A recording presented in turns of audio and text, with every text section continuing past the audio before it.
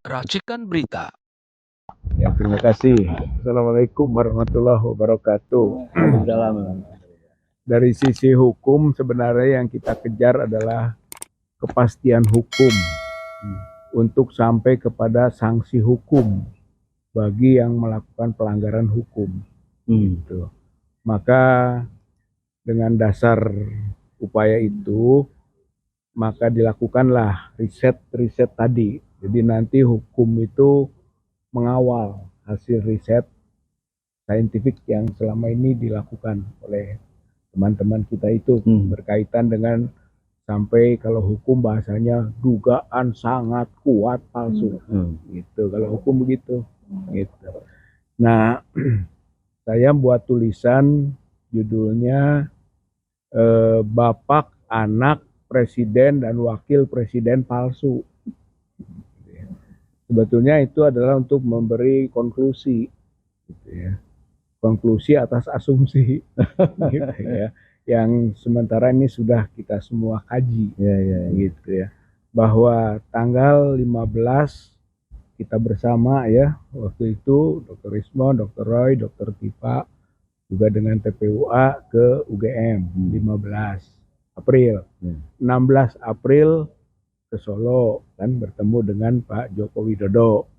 17 April itu adalah forum Purnawirawan. Itu yang juga kita laporkan hasil dari 15-16 UGM dan Solo di forum Purnawirawan itu. Jadi kelihatannya nyambung juga gitu ya. Yang pada pertemuan di 15 April di UGM itu sampai pada mungkin konklusi lah bahwa skripsinya Pak Joko Widodo itu palsu gitu. Kenapa? Karena tidak ada lagi gitu kan yang lain selain skripsi itu yang ditujukan kepada Dr. Tifa, Dr. Roy, dan Dr. Rismon yang selama ini sudah dikaji habis, dibongkar habis oleh Dr. Rismon dan Dr. Roy Suryo. Itu berkaitan dengan Ponpace gitu kan, Windows DOS itu, kemudian juga sudah ada muncul perbandingan tanda tangan pembimbing utama dengan Profesor Ahmad Sumitro yang anaknya sendiri yang mengirimkan gitu kan dokumen itu, sehingga kepalsuannya semakin terindikasi gitu ya. Belum lagi juga soal penguji, soal Kasmujo, soal macam-macam lah pokoknya. Dari situ sebetulnya fokusnya bisa dari itu mulainya. Kalau sekarang dia tunjukkan berbagai variasi ijazah, tapi kalau skripsi tidak bisa gitu. Hasil temuan di UGM skripsi hanya itu, dan sudah dibongkar habis bahwa jika itu skripsinya maka itu palsu. Itu oleh karena itu pasti derivasi, bisa derivasi itu ijazah itu gitu kan, turunan dari skripsi. Nggak mungkin ada ijazah kalau tidak ada skripsi kan gitulah. Tanpa Jadi, melihat skripsi pun melihat skripsi pun sebenarnya sudah habis itu gitu kan. Jadi itu 15 gitu kan. Yang 16 ya kita nguji ya, sebatas yang bisa kita lakukan soal ijazah yang diperlihatkan ke 11 media.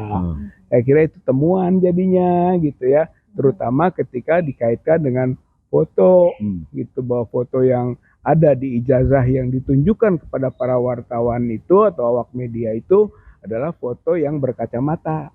Yang katanya wartawan tanya, jawabannya kacamatanya pecah. Sampai sekarang tidak pakai lagi karena minusnya kecil dan tidak mampu beli.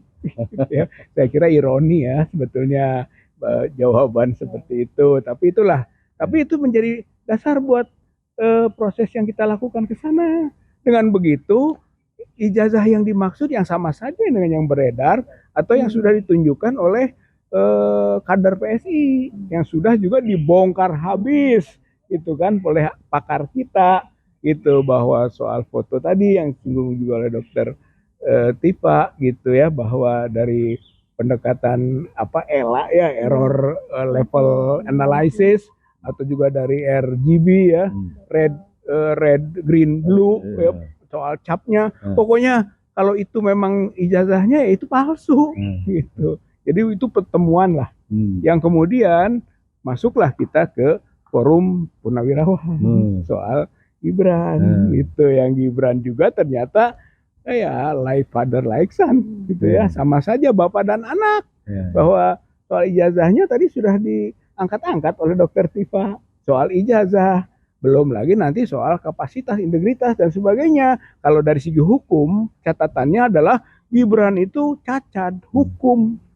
Itu cacat hukumnya diurai, cacat konstitusi itu atas putusan Mahkamah Konstitusi 90 gitu kan, yang oleh Mahkamah Kehormatan MK-MK-nya dinyatakan gitu kan bahwa pamannya diturunkan jabatan gitu, artinya kena sanksi gitu kan, bahwa itu salah, cacat konstitusi. Yang kedua, cacat demokrasi, karena ketika mendaftarkan ke KPU ya PKPU-nya belum diubah gitu, sehingga sebetulnya tidak boleh diterima oleh KPU karena PKPU-nya belum diubah gitu, maka jadi cacat demokrasi karena KPU itu adalah elemen demokrasi.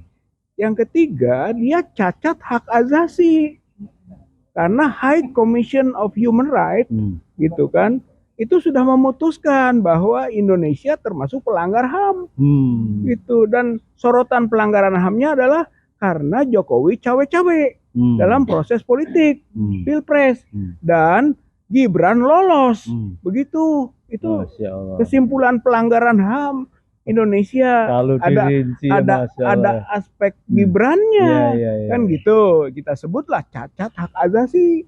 Dan yang keempat juga cacat religi atau morality gitu. Dilihat dari segi tadi pupu papa gitu ya.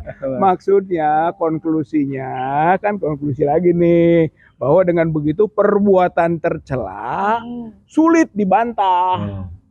Tarik ke dalam lagi persyaratan untuk menjadi wapres tidak dipenuhi gitu. Oleh karenanya dengan aspek persyaratan dan perbuatan tercela, pasal 7A Undang-Undang Dasar 45 bisa diberlakukan. Gitu. Jadi nyambung dengan pernyataan para purnawirawan, harus dimakzulkan. Karena cacat-cacat tadi sampai kepada terpenuhinya pasal 7A Undang-Undang Dasar 45 gitu. Jadi sudahlah gitu kan, bahwa Jokowi ini harus segera ditangkap dan diadili. Tangkap, adili. Dari situlah nanti akan bisa kita dapatkan sesuatu dari kerusakan bangsa dan negara gitu. Dan yang kedua, Gibran makzulkan. Itu jadi satu paket itu, bapak dan anak itu gitu kan. Jadi tangkap, adili Jokowi, Gibran makzulkan. Tapi juga peluangnya ada, Gibran tangkap dan adili juga gitu. Tapi nantilah itu satu-satu gitu kan, kita ikuti dulu Purnawirawan lah gitu ya. Oh, makzulkan dulu, ganti dulu wakil presiden Republik Indonesia. Dengan begitu kita mulai membuat rumusan alif ba ta perbaikan negara. Gitu ya. Kalau tidak dari situ kita tidak bisa melakukan perbaikan apa-apa.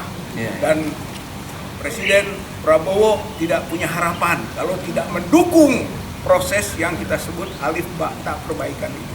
Saya kira ini yang bisa saya sampaikan. Ya, baik.